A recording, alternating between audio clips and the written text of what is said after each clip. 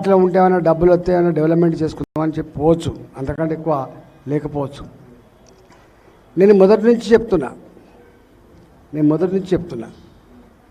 హైడ్రా ప్రకటించినప్పుడు నాకు మళ్ళీ ఏం గుర్తొచ్చింది అంటే కేసీఆర్ గారిది గుర్తొచ్చింది. మీకు 2014లో అధికారంకి వచ్చిన తర్వాత అయ్యప్ప సొసైటీ ఇల్లు కూలగొట్టింది, మీకు ఐడియా ఉండాలి. మేమందరం గగ్గోలు పడ్డాం, ఏంది ఇట్లా చేస్తున్నారు, మేము కన్స్ట్రక్షన్ చేయడం కోసం వచ్చింది తప్ప డిస్ట్రక్షన్ కోసం రాలేదు కదా అని. ఒకవేళ ఏదైనా చేయదలుచుకుంటే చట్ట ప్రకారంగా కూర్చొని మాట్లాడుకొని చేసుకోవాలి. మరి గిట్టెట్లా అని చెప్పి అనుకున్నాం. సరే, అదంతా పెద్ద చరిత్ర, అది ఏం జరిగిపోయిందో నేను మీకు చెప్పాల్సిన అక్కర్లేదు. దాని ఫలితమే ఇవాళ మొన్న ఓడిపోయింది. ఈ హైడ్రా వచ్చినప్పుడు కూడా నేను అనుకున్నా, ఏమన్నా పేదవాళ్ళు ఎక్కడైనా ఉంటే వాళ్ళ ఇల్లు రెగ్యులరైజ్ చేసి, చెర్లు మునిగినప్పుడు ఇళ్ళకు నీళ్ళు రాకుండా చేస్తారని, బాగా వరదలు వచ్చినప్పుడు వాడకట్టులలో ముంపు గురి కాకుండా మంచిగా SNDP లాంటి స్కీమ్ల కింద కాలువలు కడతారని చెప్పి ఆశించినాం. కానీ మనం చూస్తూ ఉన్నాం, ఒకటో రెండో పెద్దవాళ్ళ ఇల్లు శాంపుల్గా కూలగొట్టి, శాంపుల్ కన్వెన్షన్ కావచ్చు, లేకపోతే ఇంకోటి కావచ్చు, శాంపుల్గా కూలగొట్టి భయభ్రాంతులకు గురి చేసుకొని వాళ్ళ సీక్రెట్ ఎజెండా ఏందో అదంతా కూడా అమలు చేసుకుంటారు. వీళ్ళకు ప్రజల మీద ప్రేమ ఉన్నవాళ్ళు కాదు, వీళ్ళు ప్రజల సమస్యలు పరిష్కరించే దమ్మున్న వాళ్ళు కాదు, అనుభవం ఉన్న వాళ్ళు కాదు. వీళ్ళు కేవలం వాళ్ళకు ఎజెండా ఉంది, ప్రజలకు ఆ ఎజెండా చెప్పరు, ఆ ఎజెండా ఫుల్ఫిల్ చేసుకుంటారు. ఆ తదుపరి ఇవాళ మూసీ ప్రక్షాళనపేట కూడా వచ్చింది. ఇవాళ మూసీ ప్రక్షాళన మేము అనుకున్నాం, కేసీఆర్ గారే మిషన్ భగీరథ పేరిట మొత్తం భూమి ఎంత దయా ఉందో, భూమి ఎంత చుట్టుకొలత ఉందో, ఎన్నిసార్లు వేసినా కూడా పైపులు సరిపోయినంత పైపులను వేసినా అని చెప్పుకుంటున్నారు. అంటే ఇక్కడ తెలంగాణలో వేయబడ్డ పైపు లైన్లు భూమి చుట్టూ 10 సార్లు వేయచ్చు, 20 సార్లు వేయచ్చు అని చెప్పుకున్నాడు. అంటే మిషన్ భగీరథ అయిపోయింది, కాళేశ్వరం 1,00,000 కోట్లు అయిపోయింది. ఇక దేంట్లో పైసలు ఎక్కడ కనబడతలేవు, ఏదైనా పెట్టాలని చెప్పి మూసీ ప్రక్షాళనలో సిస్టమ్ పట్టుకొచ్చింది. దానికట 1,50,000 కోట్ల రూపాయలు పెట్టి దాన్ని మూసి ప్రక్షాళన చేస్తా అని చెప్పింది. నేను అనుకున్నా, దీనికి పెద్ద ఎజెండా స్కెచ్ చేసినట్టు, దీనికి పెద్ద స్కెచ్ చేసుకున్నట్టుందని చెప్పి అనుకున్నట్టుగానే ఫీల్డ్ మీద కనపడతారు. నేను చాలాసార్లు మరోసారి మీ వేదిక నుంచి ఇలా మా పిరిజాది కూడా రిటైర్డ్ ఉద్యోగులు కావచ్చు, చైతన్య పరులు కావచ్చు, మీ సమక్షంలో మీ వేదికగా నేను తెలంగాణ సమాజానికి విజ్ఞప్తి చేస్తున్నా. ఇంతకుముందు అంజేయుడు ఒక మాట చెప్పిండు, సర్వే నెంబర్ 75 సర్వే నెంబర్ 75లో బాజాప్తా పట్టా భూమి లేఅవుట్ చేసి అమ్ముకున్న వాళ్ళు, ఆ అమ్మిన వాళ్ళు కూడా ఇంటిగ్రిటీ ఉన్న వాళ్ళు తప్ప, నిజాయితీ పరులు తప్ప బ్రోకర్లు కాదు అనే మాట చెప్పిండు. నేను మొదటి నుంచి చెప్తూ వస్తున్నాను.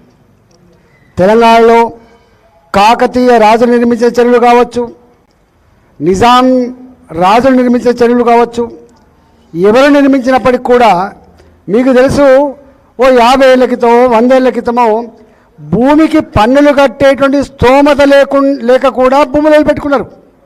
ఇవాళ పిరిజాది కూడా 40,000 గజం ఉందా, 50,000 గజం ఉందా తెలియదు. కానీ ఆనాటి పిరిజాది కూడా ఒక 70 ఏళ్ల క్రితమో 80 ఏళ్ల క్రితమో పశువులు మేపుకోవడానికి, గొర్రెలు మేపుకోవడానికి కంచెలుగా పనిచేసినాయి. ఇవి నాకు తెలిసి 1000 రూపాయలకి ఎకరం కూడా లేని పరిస్థితి ఉండొచ్చు, రూపాయికి ఎకరం కూడా లేని పరిస్థితి ఉండొచ్చు.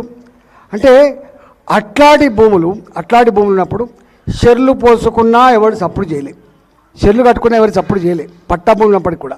ఎందుకంటే చెర్లు వ్యవసాయం కోసం పంట పండితేనే కదా అప్పుడు భూ దొరికేదని చెప్పి చాలామంది రాజీపడ్డారు. మీకు తెలుసు, చెరువుల కింద పారకం, చెరువు లోపల పట్టా భూములు ఉన్నప్పటికి కూడా ఆ పట్టా భూములు తేలినప్పుడే దున్నుకుంటారు వాళ్ళు. నీళ్లు తుమ్ములకెళ్ళి పోతూ ఉంటాయి. మీకు తెలుసు, కొన్ని కుంటలేమో ఒక పంటకు నీళ్ళు రావు, కొన్ని చెర్లేమో 2 పంటలకు కూడా నీళ్ళు ఇస్తాయి. అట్లా తేలినప్పుడు దున్నుకునే పద్ధతి ఉండే. నేను ఇలా మేధావులను అడుగుతా ఉన్నా, హైదరాబాద్ నగరంలో నా సనత్ నగర్లో వ్యవసాయం ఉందా? నా విద్యానగర్లో వ్యవసాయం ఉందా? నా మలక్పేటలో వ్యవసాయం ఉందా? ఇవాళ ఎక్కడ వ్యవసాయం లేదు. ఏమైపోయింది? ఈ చెరువులన్నీ కూడా మురికికి నిలయం అయిపోయింది. మొత్తం డ్రైనేజ్ వాటర్ అంతా తీసుకొచ్చి పెట్టి, ఒకప్పుడు వాటర్ బాడీస్ పక్క ఉంటుంటే పర్యావరణం ఉంటుంది, ఎకలాజికల్ బ్యాలెన్స్ ఉంటుంది, కొంచెం మనసు చాలా గొప్పగా ఉంటుంది అని చెప్పేది భావించినాము. ఇవాళ చెర్ల పక్కకు ఉండడం ఒక శాపంగా మారిపోయినమాట. వాస్తవమా కదా మీరు చెప్పండి. ఇలా హుస్సేన్ సాగర్ కేసీఆర్గా వచ్చినప్పుడు ఏం చెప్పిండు? ఒక్క సుక్క కూడా మురికి నీళ్ళు రాకుండా చేస్తా. ఆ హుస్సేన్ సాగర్ ఒకనాటి ఈత కొలనుగా, చేపలు పెరిగే చెరువుగా, విదేశాల నుంచి పక్షులు వచ్చే చెరువులుగా గొప్ప సేద తీరే కేంద్రంగా ఉంటా అని చెప్పినమాట. వాస్తవమా కాదా? ఇంకా ఆయన భాషలో చెప్పాలంటే కొబ్బరి నీళ్ళు లాంటి చెరువు తయారు చేస్తా అని చెప్పిండు. 10 ఏళ్ళు అవుతుంది. కొబ్బరి నీళ్ళ చెరువు తయారైందా అన్నాడా?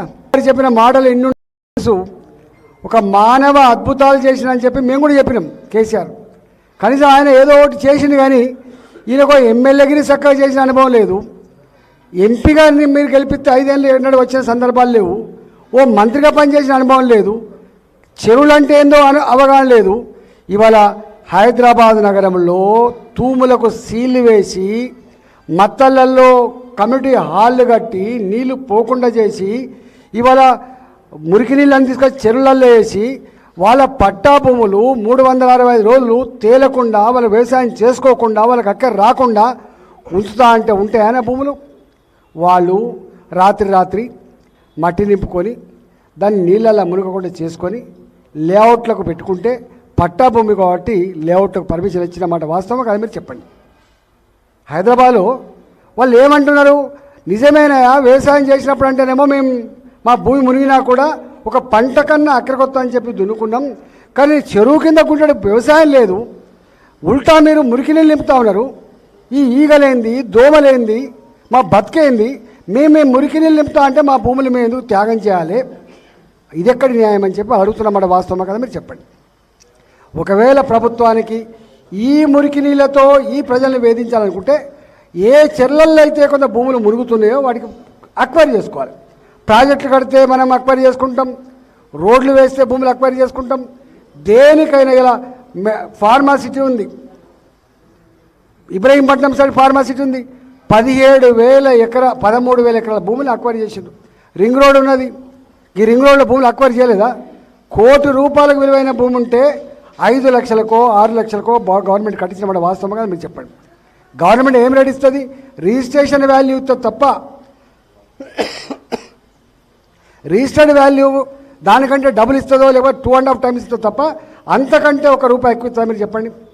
ఇవాళ ఇక్కడ రిజిస్టర్డ్ వాల్యూ గజానికి 5,000 రూపాయలు ఉంటే ఇక్కడ అమ్ముకునే వాల్యూ 50,000 ఉంటుంది. అవునా కదా? అంటే కనీసం ఆ రిజిస్టర్డ్ వాల్యూ కూడా ఇచ్చి